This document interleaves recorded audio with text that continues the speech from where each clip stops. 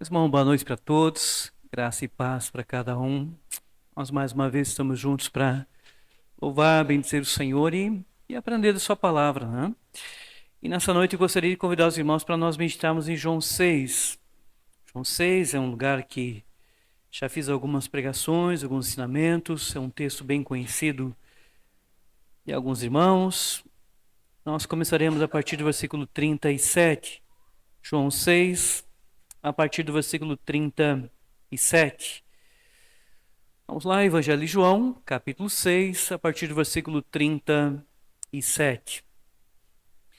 Diz assim, a partir do versículo 37, João, capítulo 6, versículo 37 ao 40. Todo aquele que o Pai me dá, esse virá a mim, e o que vem a mim, de modo nenhum lançarei fora. Porque eu desci do céu, não para fazer a minha própria vontade, e sim a vontade daquele que me enviou. E a vontade de que me enviou é esta, que nenhum eu perca de todos que me deu. Pelo contrário, eu ressuscitarei no último dia. De fato, a vontade de meu Pai é que todo homem que vir o Filho e nele crer tenha vida eterna, e eu o ressuscitarei no último dia. Vamos curvar as cabeças, vamos fazer uma oração. Mais uma vez, uma pequena oração ao Senhor. Senhor, a tua palavra foi lida.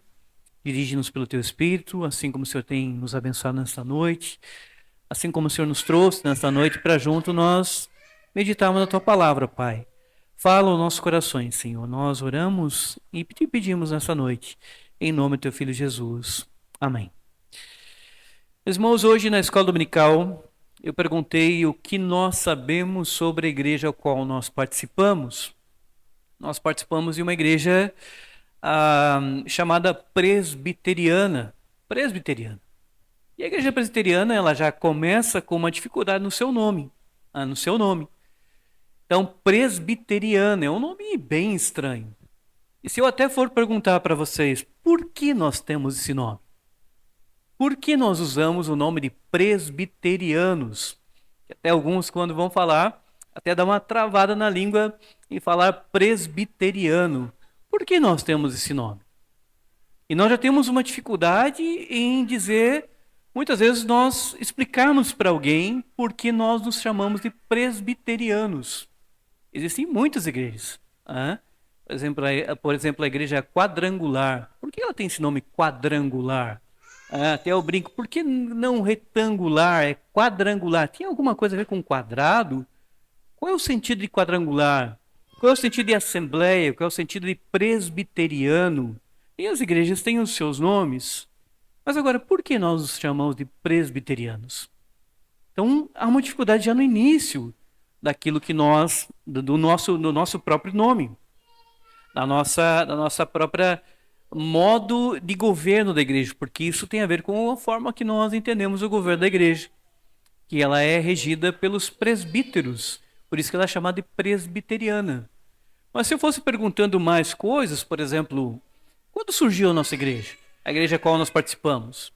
Quando surgiu no mundo? Quando é que ela surgiu? Será que ela surgiu antes de 1800? Será que ela surgiu antes de 1900? Até eu disse, olha, a Assembleia é 1910, 1911, mas e os presbiterianos? Surgiram quando? Antes de 1910 ou foi depois, uma igreja mais nova? E nós às vezes não sabemos quando é que nós surgimos, quando é que a igreja presbiteriana começou, quando ela iniciou. Nós podemos ir aumentando as perguntas, por exemplo, quem é o considerado patriarca do presbiterianismo, qual nós dizemos, olha, esse é o patriarca, assim, é aquele que lá praticamente as origens do presbiterianismo está, e nós encontramos nessa pessoa. E talvez um ou outro levante. Até eu contei que o pessoal da escola dominical, e o patriarca do presbiterianismo é John Knox, na Escócia. Então a igreja presbiteriana, se você for estudar a história dela, ela remete à Escócia. A Escócia, lá na Escócia, onde surgem os presbiterianos.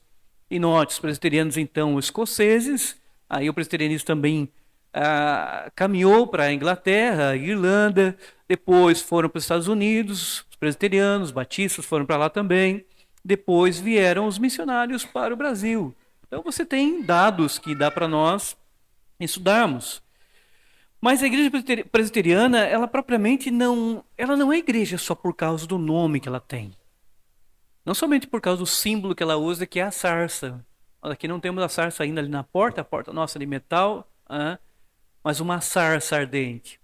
Nós não somos igreja só porque temos um nome, uma sarça.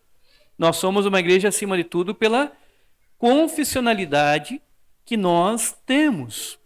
Ou seja, a igreja presbiteriana sempre prezou por ser confessional. Ou seja, zelar por aquilo que ela ensina, por aquilo que ela prega, por aquilo que ela crê por meio das Escrituras. Então, se você for observar aquilo que as pessoas creem, mesmo indo na igreja, as pessoas muitas vezes têm ideias malucas, mesmo indo na igreja. Elas têm ideias que não são bíblicas, mesmo participando de igrejas. E muitas vezes isso é gerado justamente porque não há um ensino claro do que se crê. Ou seja, você participa de cultos, e você participa de 50 cultos, mas não se ensina a respeito daquilo, no que nós cremos. Vamos pegar aqui um assunto bem conhecido. Imagine que você participa de uma igreja 238 cultos, e depois de 238 cultos você não saiba se o homem tem ou não tem o livre-arbítrio. Nunca foi falado sobre isso. Nunca foi tocado sobre esse assunto da questão se o homem tem ou não tem o livre-arbítrio. Então por que não foi tocado no assunto? Será que é porque a igreja não crê? Será que ela não confessa isso? No sentido, o que se crê a respeito do livre-arbítrio? E demais outras questões. Então, muitas vezes é gerado porque não tem uma clareza na confessionalidade. Nós temos alguns irmãos que chegaram aqui, estão conosco, que vieram justamente por isso. Quando eles chegaram as primeiras vezes, pastor, nós viemos porque nós não encontramos uma confessionalidade onde nós estamos. E quando nós pedimos uma confessionalidade, quando nós pedimos para que se manifestasse uma confessionalidade, nós não fomos bem recebidos no nosso pedido. Ou seja, eles queriam uma clareza do que se crê, daquilo que se ensina. Mas como não houve, então eles disseram, então nós não vamos ficar aqui. Nós vamos procurar uma igreja que seja mais confessional, uma igreja que seja mais próxima daquilo que nós cremos que é a confessionalidade bíblica. Nós temos um dos últimos, não está presente hoje, mas um irmão que está nos visitando, e ele falou a mesma coisa vindo do mesmo lugar. A mesma coisa do mesmo lugar. Então, dizendo que ele veio porque ele entende que a igreja presbiteriana é uma igreja que ela é mais confessional. Não estou dizendo aqui que nós somos 100% certos, que nós somos os únicos detentores da verdade, mas nós entendemos que nós somos uma igreja confessional que procura sempre fundamentar o seu ensino, a sua pregação à luz da Bíblia. Então, você precisa ter uma igreja, participar de uma igreja que ela tenha clareza no que ela ensina. Pastor, eu queria perguntar aqui, o que acontece depois com o homem depois que ele morre? Nós temos uma resposta bíblica para isso, uma confessionalidade sobre isso. Pastor, e depois que Jesus voltar, nós vamos morar lá no céu? Nós temos a confessionalidade sobre isso, nós confessamos alguns entendimentos sobre isso. Se nós iremos morar no céu, se nós iremos morar aqui na terra restaurada, nós temos uma confessionalidade sobre isso. Então você vai observar que tem gente que diz que nós vamos morar no céu. Tem gente que entende que nós vamos morar nessa terra restaurada, que a terra vai ser restaurada. Ela vai ser limpa de toda sujeira. Mas qual é a nossa fé sobre isso? Nós vamos para o céu ou ficamos aqui na terra e a terra é restaurada e é limpa e é perfeita e nós iremos morar aqui? Existem ensinamentos bíblicos sobre isso. E quando nós procuramos ser confessionais, nós vamos para a Escritura e começamos a olhar o que as Escrituras mencionam. Ah, pastor, mas por que o senhor está falando isso? Eu estou falando isso porque cada semana a mais a confessionalidade está sendo atacada. De várias formas. De várias formas. Atacada de uma forma tamanha que as pessoas não percebem como as igrejas confessionais estão sendo pressionadas a diminuir e desaparecer. Porque são as únicas que mantêm ainda a pregação sendo falada, o ensinamento sendo explicado e trabalhado. Por exemplo, pegue e vá para sua casa e abra nas pregações do Ed Renekiewicz. Coloque lá no YouTube, por exemplo, Heresias do Ed Renekiewicz e assista o que ele fala para você ver. Mas quando você olhar para trás nos bancos, algumas imagens onde ele está pregando, está cheio de pessoas uma multidão ouvindo ele pregar, mas negando verdades bíblicas às quais nós cremos. Deixando de ser confessional para abrir ideias e pregar certas coisas que não estão na Bíblia. Para falar coisas absurdas que já mencionamos aqui das escrituras que foram faladas por ele, estão sendo falados. Se você for observar, um dos irmãos me mandou durante a semana, pastor, dá uma olhada. Dá uma olhada no Caio Fábio. Caio Fábio já foi da nossa igreja. Já foi presbiteriano, pastor presbiteriano, bem respeitado. O Caio Fábio era igual praticamente o Hernandes, não estou dizendo igual na pregação, mas o Caio Fábio na sua época era muito, muito, muito respeitado. Mas o Caio, quando caiu em pecado, não quis assumir a sua pecaminosidade. E hoje o Caio Fábio ensina certas coisas que você fica espantado com o que ele ensina hoje. Algumas coisas diz certo, outras coisas diz mais ou menos, e algumas coisas sim são extremamente questionáveis e não bíblicas. Mas muitas pessoas às vezes assistem e observam e olham como se não houvesse nenhum problema em assistir e nenhum problema em que ele se desvie em certos pontos e não seja confessional. A pessoa não percebe que ela acaba trazendo para dentro da sua própria mente, para dentro da sua própria cabeça, ideias que não são bíblicas. Isso vai corroendo aquilo que nós entendemos como conjunto de doutrinas, conjunto de fé. Nós temos alguém que eu mencionei aqui, o Rodrigo Silva. Rodrigo Silva, muitos cristãos estão assistindo o Rodrigo assim, não vendo nenhum problema, nenhuma dificuldade de assistir inteiro e não ser crítico. Não estou dizendo que você não possa assistir algum documentário, mas na hora que ele fala, você precisa prestar atenção. Rodrigo Silva é uma pessoa que tem se apresentado e tem dito assim que ele não pode acreditar num Deus que vai fazer com que as pessoas fiquem para sempre no inferno. Que um Deus amoroso não pode colocar as pessoas para sempre no inferno. O que ele está trabalhando? Ele está trabalhando a questão da condenação eterna. Então, para o Rodrigo Silva, o que acontece? O inferno não vai ser eterno. Nós já temos esse ensinamento, falso ensino, por alguns grupos. Alguns grupos nós entendemos que são seitas. E que ele participa também de um grupo que nós entendemos que é seita. Alguém mencionando na escola dominical a fala do Rodrigo, dizendo, olha, se eu for considerar os testemunhos de Jeová como seita, então eu vou dizer que os presbiterianos também são seita. Estão colocando o mesmo pé de igualdade. E as pessoas não percebem diferença nenhuma. Mas qual é a diferença? Nós precisamos estudar as coisas mais sérias, de maneira mais sérias, porque, por exemplo, você sabe o que os testemunhos de Jeová creem a respeito da condenação eterna? O que vai acontecer com as pessoas que não creram em Jesus lá no final? Você sabe o que eles dizem sobre isso? Eles creem na ideia do aniquilacionismo. Aniquilacionismo. Ou seja, se uma pessoa não creu, ela vai até ser julgada, mas o que acontece? Depois que for julgada e condenada, Deus não vai deixá-la no inferno eternamente. Deus como que pega uma borracha e apaga aquela pessoa da existência. Ou seja, ela não existe nem naqueles que estão salvos, mas também não existe naqueles condenados. Então ela não vai permanecer condenada eternamente. E é essa a ideia que eles transmitem.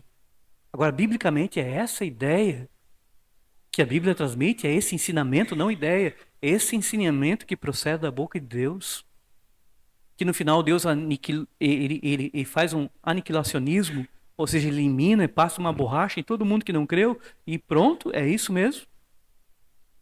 Então você vai perceber que as coisas são muito sérias, e as pessoas não veem problema nenhum. Já citei outras vezes aqui também, outras vezes, Voz da Verdade, que é unicista modalista.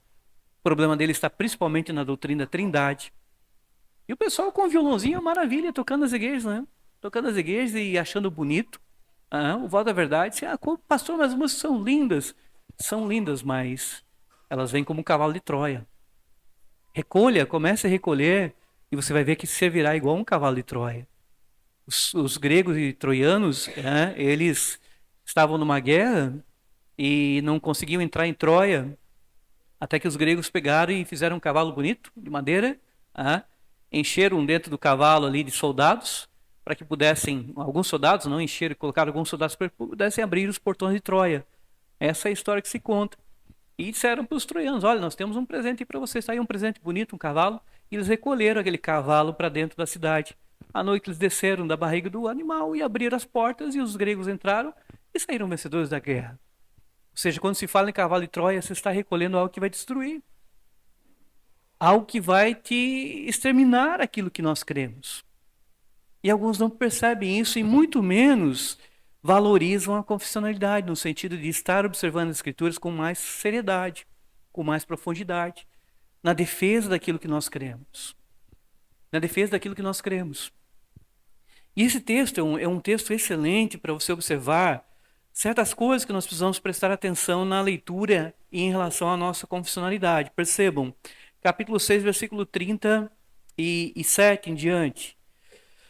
Todo aquele que o Pai me dá, esse virá a mim, o que vem a mim, de modo nenhum o lançarei fora. Vejam bem, nós temos inúmeras doutrinas, como numa outra vez eu preguei, do 38 ao 40, nós temos inúmeras doutrinas nesse pedacinho aqui.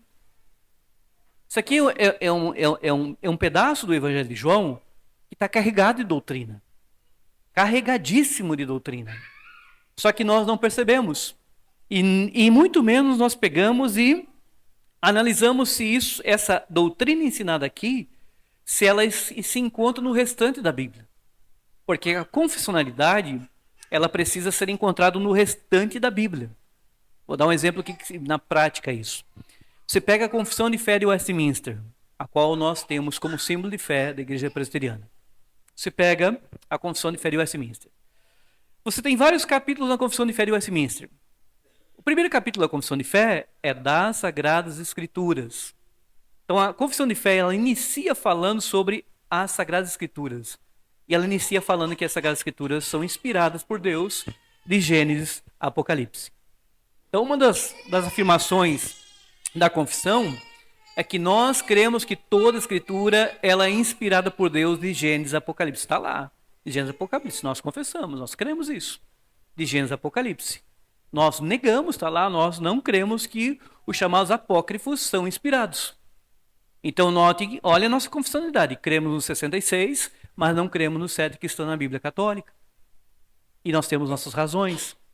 Mas quando a confissão faz isso, a confissão afirma, ela faz uma afirmação e ela começa a trazer inúmeros versículos para te mostrar que aquilo que nós cremos está na Bíblia. Então, quando a confissão diz, olha, nós cremos que toda a Bíblia é inspirada por Deus, ela vai começar a trazer versículos. Ela vai dizer, olha, pode abrir em 2 Timóteo 3,16, que vocês vão encontrar lá.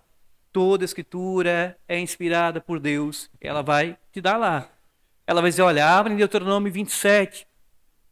Deus mandando escrever. E ela começa a te dar inúmeros versículos que vão fortalecendo aquele ensinamento do qual está sendo manifesto ali. Ou seja, nós cremos que toda a Escritura é inspirada, mas olha os inúmeros textos que há mencionando isso.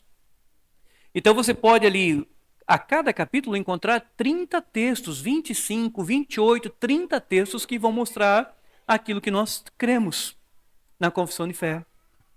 Ou seja, nós não estamos como igreja presbiteriana pensando assuntos hoje, criando assuntos hoje. Nós somos igreja presbiteriana confissional há muito tempo. Há muito tempo já foi debatido. Há muito tempo algumas questões já foram amplamente debatidas, analisadas, estudadas e houve uma manifestação daquilo que nós cremos. No caso aqui, notem, todo aquele que o Pai me dá, esse virá a mim. Versículo 37. A doutrina aqui é muito clara do que nós chamamos de depravação humana, soberania de Deus, ou se pode trabalhar aqui também da graça irresistível, da obra de Deus na salvação. Mas uma das coisas que essa primeira parte do versículo diz é da incapacidade do homem de poder ir até Cristo por si mesmo. Quando o Senhor diz, todo aquele que o Pai me dá, esse virá a mim. Fica muito claro que você vai perceber que existe uma incapacidade humana de ir até Deus. E ali você já começa a perceber como isso incomoda as pessoas. Como isso incomoda as pessoas. Pastor, mas como assim? Quer dizer então que o homem incapaz de ir até Deus, é isso que nós confessamos. É isso que nós ensinamos. Nós ensinamos a chamada depravação total, que o homem é incapaz de ir até Deus se Deus não trabalhar primeiro. Esse é um ensinamento confessional, o ensinamento que nós cremos na depravação total. O homem completamente, ele morreu. Ele está morto nos seus delitos e pecados. E como morto nos seus delitos e pecados, ele não faz movimento nenhum em direção a Deus. Por isso que o Senhor diz, olha, todo aquele que o Pai me dá, esse virá a mim. Ou seja, o Senhor está dizendo, deixando claro que se o Pai não agir primeiro, o homem não vai até o Filho. Não vai até crer no Filho, não crê no Filho de maneira alguma. E aqui você começa a perceber como as pessoas, elas não gostam disso. Porque o ser humano, por si só, ele sempre gosta de estar no controle. Ele sempre gosta de tomar as decisões. Ele sempre gosta de dar a palavra final. Ele não gosta que alguém esteja acima dele, mas o que a Bíblia está chamando aqui justamente é isso. O Senhor Jesus aqui é o Deus Filho falando, todo aquele que o Pai me dá, esse virá a mim. Só que notem, agora que eu quero chamar a atenção, muito importante. Quando você tem um ensinamento, você não pode simplesmente ouvir uma pregação como eu estou fazendo aqui, um versículo que eu li, a parte A do versículo e falar assim, ah, pastor, eu creio. Não. Tem que investigar com maior profundidade para ver se esse ensinamento é verdadeiramente bíblico, para confessional, para ser confessional. Então o que nós fazemos? Quando você tem um ensinamento dessa forma, se ele incomoda, porque eu estou dizendo que o homem é incapaz de ir até Deus por si mesmo. Então você precisa olhar o restante da Bíblia. E notem, se nós formos fazer uma análise rápida, só no capítulo 6 você já percebe como isso é muito, muito sério isso. Porque você está lendo no versículo 37, todo aquele que o Pai me dá, esse virá a mim. Então, ou seja, o homem incapaz, Deus tem que trabalhar para que o homem vá até o Filho. Quando você olha um pouquinho mais à frente, no 44, isso se repete. Isso se repete. E notem, uma das regras da hermenêutica, que é a matéria que lida com a interpretação, é quando um assunto se repete no capítulo, é porque o autor quer chamar a atenção daquilo. Então, se você pega, por exemplo, uma carta, que inúmeras vezes a carta fala assim, escreveu uma linha, coloca amor. Escreveu mais 2 linhas, aparece amor de novo. Escreve mais 3 linhas, amor. E quando se lê no final da carta, e você observa que você encontrou numa carta de 4 páginas, você encontrou 102 vezes a palavra amor. O que você está entendendo? O que você entende? Que o autor queria chamar a atenção para o amor. Porque não é possível alguém escrever uma carta de 4 páginas com 102 vezes a palavra sendo citada amor e ele não queira chamar atenção para aquilo. Então a repetição, ela ajuda você a entender qual é o foco do capítulo, qual é o foco do assunto, o assunto sendo repetido. Quer ver um exemplo bem legal disso? É quando você lê Gênesis 1. Você começa lendo Gênesis 1, e aí começa assim uma repetição, inúmeras vezes repetição. Disse Deus, haja luz e houve luz. Disse Deus. Aí um pouquinho mais à frente, disse Deus. E Deus faz mais uma coisa. Disse Deus, e Deus vai fazer. E disse Deus, e disse Deus, e disse Deus. Há algumas passagens com isso, disse Deus, porque Moisés quer deixar claro que as coisas estão vindo à existência pela palavra de Deus, quando Deus diz. Deus não está precisando de nada, Ele está trazendo a existência do nada, mas está trazendo a existência com a sua palavra. A repetição é clara em Gênesis 1. É clara também quando você observa no finalzinho, quando Deus termina alguma coisa, diz assim, e viu Deus que isso era bom. E viu Deus que isso era bom. E viu Deus que isso era bom. Quando chega no último versículo, diz, e viu Deus que isso era muito bom. Ou seja, são repetições do foco do capítulo. Deus está fazendo pela sua palavra, e quando Deus está terminando, Ele está mostrando que é bom aquilo que Ele faz, porque procede de um Deus bom. Então são repetições. E aqui você encontra, como eu mencionei, a incapacidade do homem. Todo aquele que o Pai me dá, esse virá a mim. Chega no 44, o que nós encontramos no 44? O Senhor Jesus ainda falando. O que o Senhor diz? Ninguém pode vir a mim, se o Pai que me enviou não o trouxer. Note, ninguém. O Senhor não disse assim, alguns que quiserem podem vir a mim. O Senhor disse, ninguém pode vir a mim, se o Pai que me enviou não o trouxer. Novamente, a repetição da ideia de que o homem é incapaz de ir ao Filho por si mesmo é repetido pelo Senhor. E é curioso, porque se você analisa, aqui nós estamos olhando o contexto mais próximo. É como deve reger a hermenêutica, ou seja, você analisa um assunto dentro do que está mais próximo dele para depois ir para o restante da Bíblia. Você deve ler o que está aqui pertinho, depois você vai para o livro, depois você vai para o Novo Testamento, depois você vai para a Bíblia toda. É essa a regra. Você não interpreta assim, lê o versículo e já cria ideias. Você precisa respeitar o contexto mais próximo, o contexto um pouco mais amplo, o contexto mais amplo ainda e toda a Bíblia. Esse versículo deve ser lido a respeito de toda a Bíblia, à luz de toda a Bíblia. Uhum. Note, todo aquele que o Pai me dá, esse virá a mim. Se você pega em relação a toda a Bíblia, você olha lá no Gênesis. Já lá no Gênesis, e quando Adão peca, o que Adão faz? Adão se esconde. Adão se esconde. Veja que ele não foi. Ele não foi, ou seja, olha o que a natureza de Adão. A natureza de Adão morreu.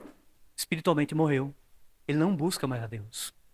Ele se escondeu por entre as árvores do jardim. Quando ouviu a voz do Senhor que andava na viração do dia, ele se esconde. E quando o Senhor pergunta para ele, Adão, onde estás, Adão? Ah, Senhor, ouvi a tua voz e me escondi. Percebo que ele não busca a Deus. Ele não quer saber de se aproximar de Deus. A natureza de Adão, após queda, foi se esconder de Deus. Por isso que Deus tem que tomar a primeira atitude. Por isso que o texto diz, ninguém pode vir a mim. Por que diz ninguém? Porque todos nós nascemos da descendência de Adão. Então, o que o homem vai fazer? Sendo descendente de Adão, ele vai repetir o mesmo comportamento de Adão no jardim. E qual foi o comportamento de Adão no jardim? Se esconder de Deus. Não procurar a Deus.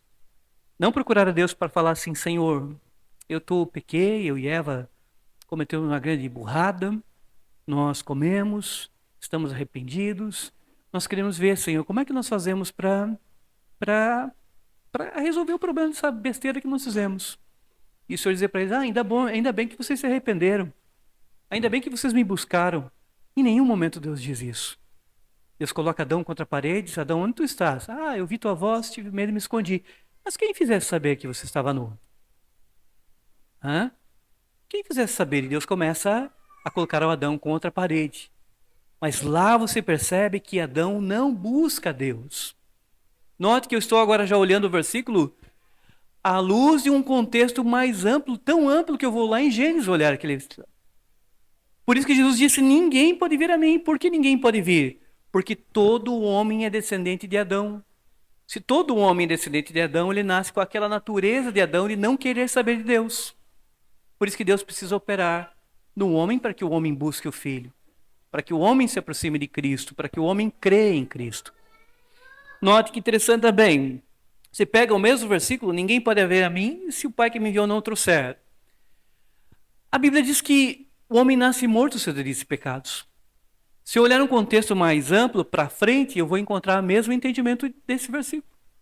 Por exemplo, note, Paulo diz aos Efésios, versículo 1, Ele vos deu vida estando vós mortos nos vossos delitos e pecados.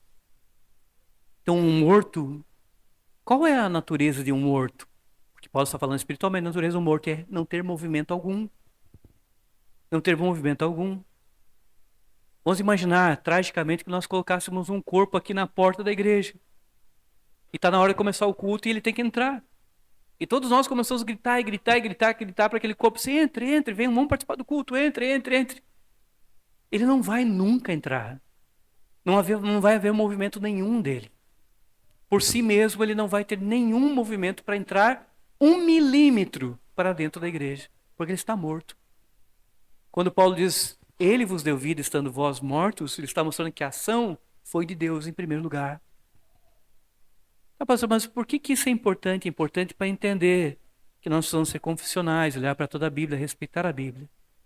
É importante entender isso também, porque nós mudamos nosso entendimento quanto às coisas que acontecem na igreja. Pois alguém pode vir à igreja e participar da igreja 2.000 cultos. Mas se o Senhor não tocar no coração dele para que realmente atraia para o Filho, ele continua do mesmo jeito.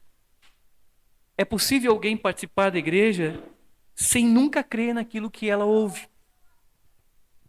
É possível alguém participar por milhares de cultos sem nunca ter verdadeira fé naquilo que é ensinado e é pregado. Por que é possível isso? Porque o pai ainda não tocou para abrir o coração dela verdadeiramente e fazer com que ela compreenda as verdades espirituais e creia no filho. Mas aí Paulo fala aos Efésios, ele diz, olha, ele vos deu vida, estando vós mortos os vossos delitos e pecados. No 8 que ele diz, pela graça sois salvos mediante a fé, mas isto não vem de vós, é dom de Deus. Ou seja, para que vocês creiam, o Pai precisa dar o dom da fé, para que possa crer. Por isso que note que o Senhor está dizendo aqui como se liga a Efésios, se liga a Gênesis, e aqui você vê a amplitude dos textos se ligando para gerar a confessionalidade. Ou seja, eu não estou crendo só porque eu li um versículo aqui. Eu estou crendo porque eu li um versículo, comparei com o mais próximo e comparo com toda a Bíblia e ele começa a se encaixar perfeitamente, gerando uma confessionalidade que eu posso me sustentar. Agora, se eu leio aqui e ensino uma coisa, conflita com Gênesis, conflita com Efésios, então aí o negócio é estranho. É estranho. Eu já usei como ilustração uma vez, nós fizemos um acampamento, acho que o nosso primeiro acampamento, e aí o irmão da mulher que era anfitriã, que cedeu o local para nós fazermos um acampamento, e nós começamos a falar da questão do livre-arbítrio, que o homem não tem o livre-arbítrio. E ele não era da igreja. E aí quando nós falamos, ele, não, mas o homem tem. O homem tem? Como assim não tem? Não, o homem tem o livre-arbítrio. E aí nós começamos a conversar, não tem. Mas então, por favor, então mostra nas escrituras, onde as escrituras ensinam que o homem tem o livre-arbítrio. Aí o que ele fez? Ele falou assim, olha, eu não sei onde é que está, mas se vocês me derem 2 dias, eu acho onde é que está. Vejam bem, olha os problemas, ele estava já debatendo que o homem tem o livre-arbítrio, mas ele não tinha um versículo naquele dia para mostrar. E quando ele foi pressionado a mostrar um versículo, o que ele disse? Eu não sei onde está. Onde é que a Bíblia diz que o homem tem livre-arbítrio? Mas me deem 2 dias que eu vou achar nas escrituras. E o que aconteceu? Isso foi em 2012. 2012. Nós estamos em 2024. E até ontem ele não apareceu para mostrar 2 ou 3 versículos ou 4 versículos e que o homem tem o livre-arbítrio. Por que ele não apareceu? Porque se ele verdadeiramente for estudar as escrituras com seriedade de Gênesis e Apocalipse, ele vai perceber que o homem não tem. Que o homem é incapaz de se aproximar do filho se o pai não trabalhar. Que ninguém, como diz o Senhor, ninguém pode vir a mim se o pai que me enviou não o trouxer. Ou seja, o pai tem que trabalhar no coração do homem. Isso vai se fechando de uma forma que você vai gerando a chamada confessionalidade. Você vai olhando para outros textos mais amplos, vai olhando, você vai vendo como os textos bíblicos vão se fechando. Você pega e vê Paulo pregando lá em Filipos, Atos 16. Paulo está pregando em Filipos, o texto diz que ele saiu para um lugar que parecia um lugar de oração. Havia algumas mulheres lá e o Paulo começou a pregar. E diz que uma vendedora de púrpura estava ali vendendo púrpura. Para tingir roupa, um corante para tingir roupa ali. E eram só pessoas muito ricas que conseguiam comprar a púrpura naquele período. Então, roupas coloridas eram muito difíceis de alguém ter, a não ser os que tinham muito dinheiro. Então nós sabemos que Lídia era uma mulher de posses, era uma mulher rica. Uma mulher rica. E Paulo está pregando para algumas mulheres. Aí o texto bíblico diz o quê? Que Deus abriu o coração de Lídia para ela atender as coisas que Paulo dizia. E o que Paulo está dizendo? Falando sobre o filho. Então como é que ela conseguiu crer no filho? Como é que ela conseguiu ter fé no filho? Porque Deus precisou tocar no coração dela, dar o dom da fé no filho. E o texto é muito claro em dizer que Deus abriu o coração de Lídia para que ela atendesse as coisas que Paulo dizia. Quem tomou a iniciativa foi o Senhor. O Pai tomou a iniciativa por meio do Espírito. Foi o Pai quem tomou a iniciativa exatamente como o Senhor diz aqui. Todo aquele que o Pai me dá, esse virá a mim. Então quando alguém fala lá, o Rodrigo Silva pode dizer, o inferno não vai existir. Ele pode até falar. A questão é nós pegarmos tudo aquilo que ele fala e analisarmos à luz de toda a Bíblia. Quando o pessoal dos Testemunhos de Jeová diz que vai haver o aniquilacionismo, ou seja, vai haver uma passada de borracha, você precisa começar a pensar e olhar para as Escrituras. Simples olhares nas Escrituras vão fazer com que você comece a questionar, peraí, vem cá. Então vamos analisar um texto aqui. João diz assim quando estava pregando, João Batista. João fala assim: olha, quem vos induziu, raça de víboras, quem vos induziu a fugir da ira vindoura? João estava mentindo. Porque se vai ser passada uma borracha, por que se preocupar com a ira vindoura? João está dizendo: quem vos induziu a fugir da ira vindoura? Ou João faz uma ameaça que não se cumprirá, porque depois quem não crê vai ser passado a borracha, ou João está falando algo muito sério e terrível que o homem venha a prestar atenção. Se vai ser passada uma borracha, as mães que leem o peregrino lá para as crianças não podem mais ler. Porque no início do livro está mentindo. Porque a grande preocupação, justamente no livro, tanto para adultos como para crianças, é com a ira que há de vir para aqueles que não creem em filho. E quando é que o peregrino encontra realmente segurança e tranquilidade? Quando ele entra e encontra a salvação em Cristo Jesus, ele tem entendimento disso. Então ele encontra a verdadeira paz, tranquilidade. Mas ele sabe que quem não crê, o negócio vai ficar muito pesado sobre si. Então você precisa entender isso.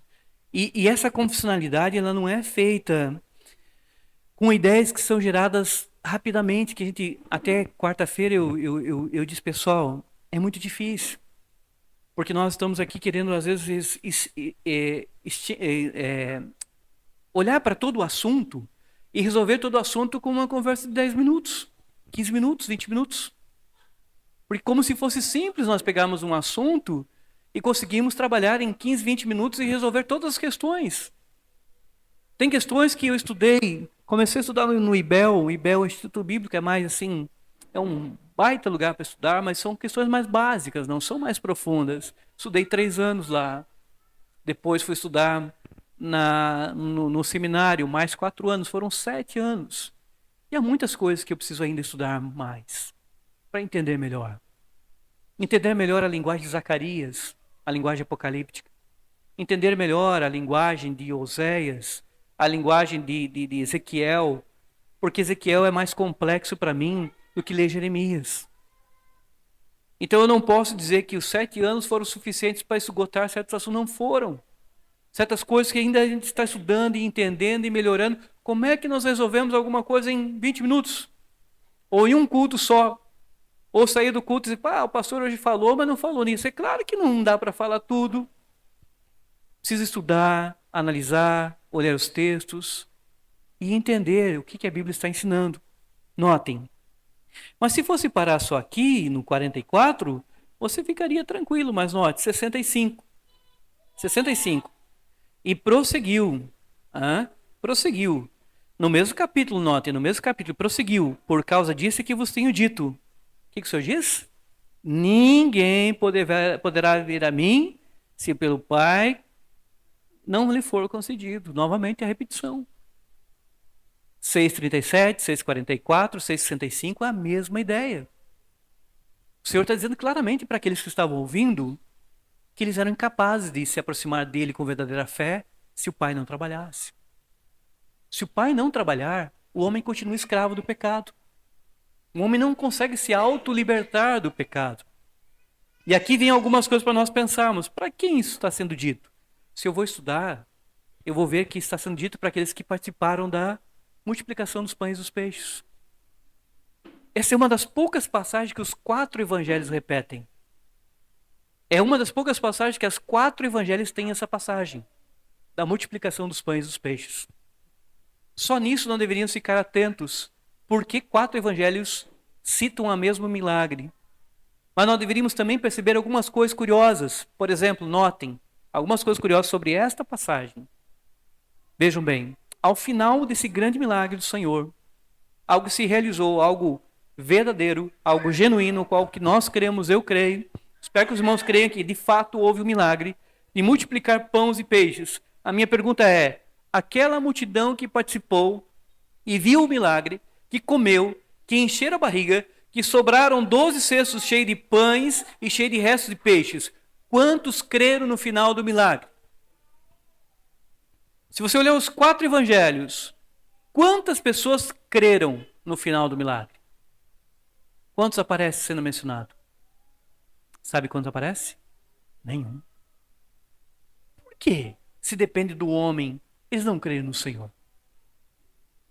Por que no final desse baita milagre o Senhor, de alimentar, eles comer, eles veem assim, se multiplicando os pães e os peixes, por que eles não... Ah, eu creio, pelo menos umzinho ali. Por que um umzinho não creu?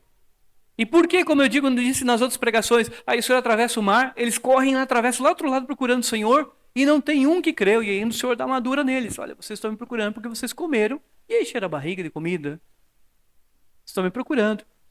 E o Senhor ainda disse, olha, sabe o que acontece? O Senhor diz, olha, os vossos pais lá atrás, o Senhor fala para eles.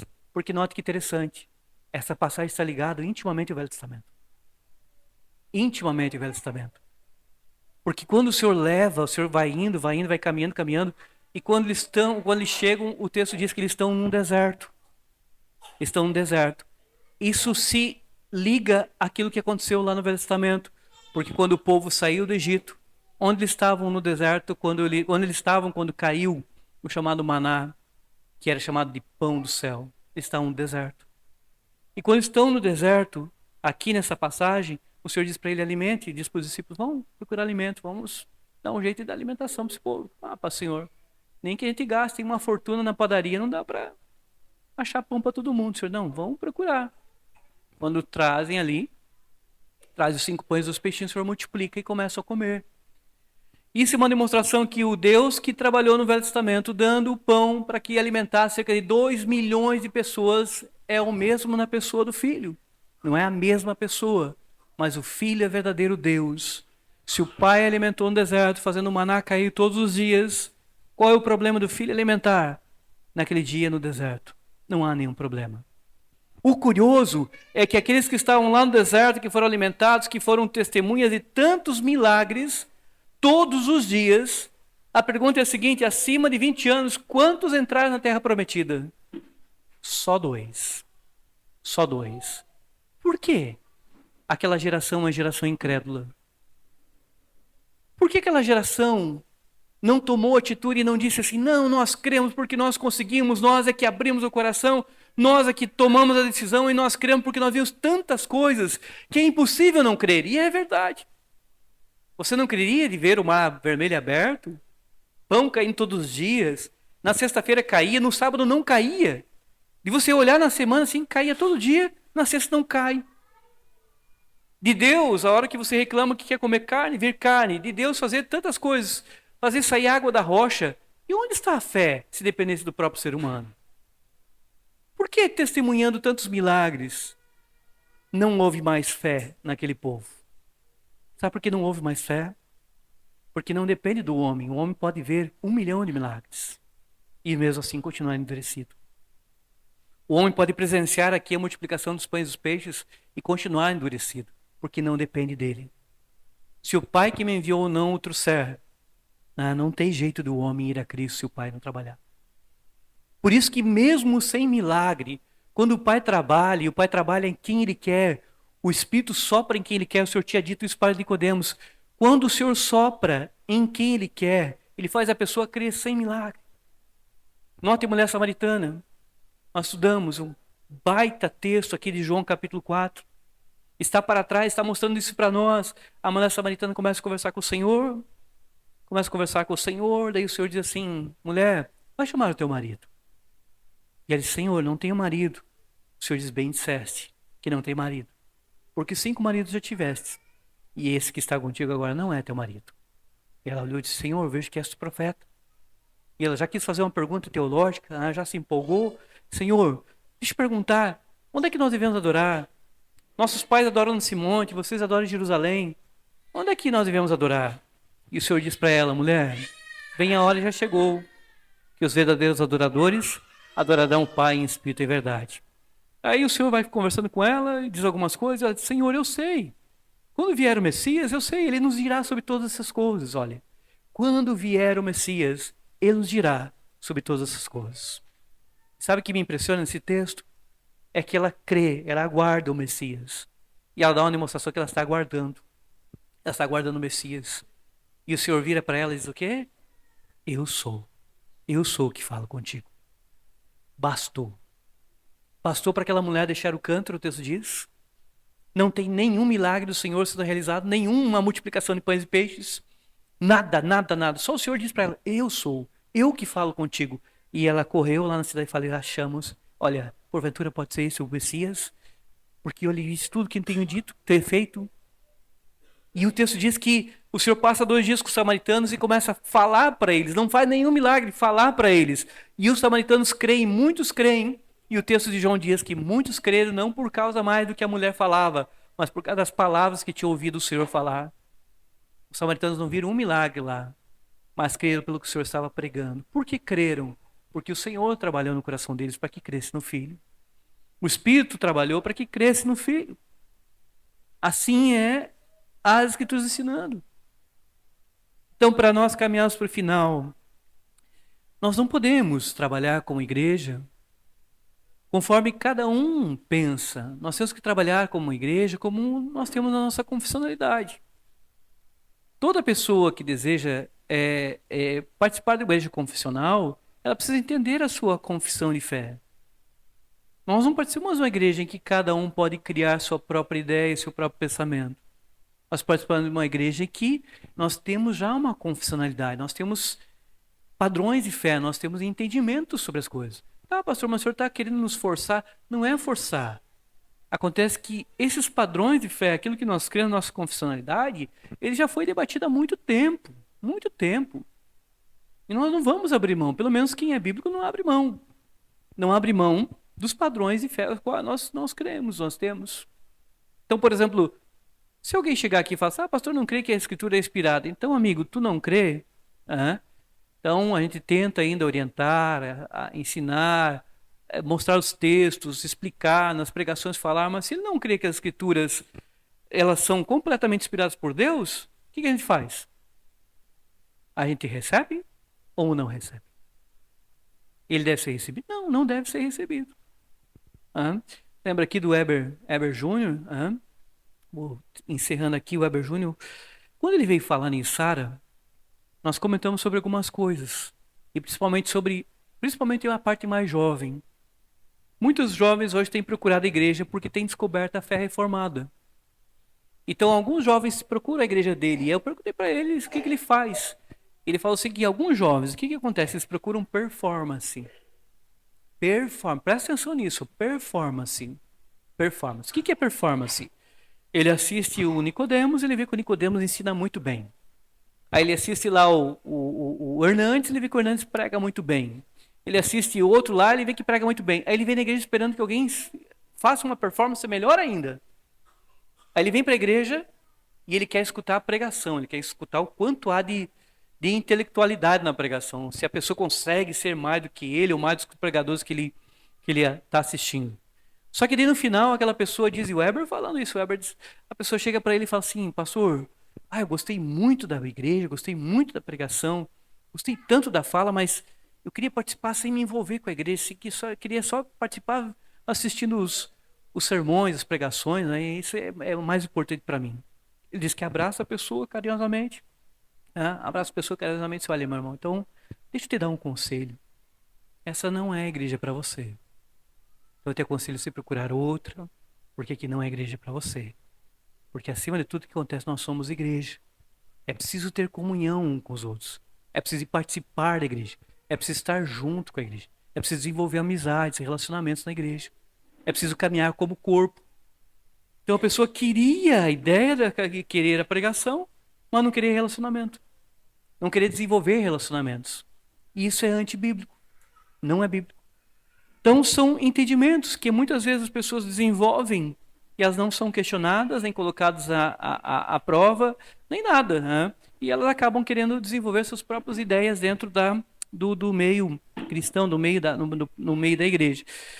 Então qualquer entendimento, eu vou encerrar aqui para nós participarmos da ceia.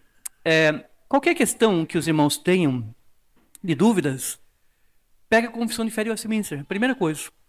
Confissão de Fé de Westminster. Tem hoje aplicativos. Tu vai baixar o aplicativo e vai procurar na Confissão de Fé sobre tal coisa. A confissão vai trazer lá. Aí tu já vai ver que a confissão tem o seu ensinamento. Chega para mim, pergunta, eu respondo uma coisa completamente contrária à confissão. Então você precisa me questionar, pastor, peraí. Se a confissão de fé que a igreja usa é essa, como é que o senhor está dizendo o contrário? Ah, tem alguma coisa que não está certa. Agora, se o que eu falar está de acordo com a confissão de fé, eu sou muito tranquilo e em paz a respeito da nossa confessionalidade. O estranho é eu pregar contrário àquilo que nós temos como confissão de fé. O estranho é eu dizer que o homem tem capacidade de se aproximar do filho. O estranho é eu dizer que o homem pode se perder depois que o filho segura. Os textos dizem que o filho segura e não larga mais. O estranho é ir contrário àquilo que nós temos como padrão de fé do ensinamento total da Bíblia. Que Deus nos abençoe. Não deixe ninguém ser enredado por falas mansas e boas. Ninguém deixe ser enredado por pessoas, às vezes, que têm crescido nos seus seguidores. Tem feito, às vezes, vídeos que são extraordinários, no sentido, assim, de serem vídeos bons. Mas quando chega na hora de ensinar, essas pessoas têm ensinado contrário às Escrituras. Que nós fiquemos atentos à pregação, à leitura bíblica, aos textos bíblicos, às passagens, e leamos por completo. Leiamos por completo. Só termino aqui dizendo que se alguém quer questionar essa partezinha, qual é a primeira coisa que deve fazer? Ler o Evangelho de João inteiro.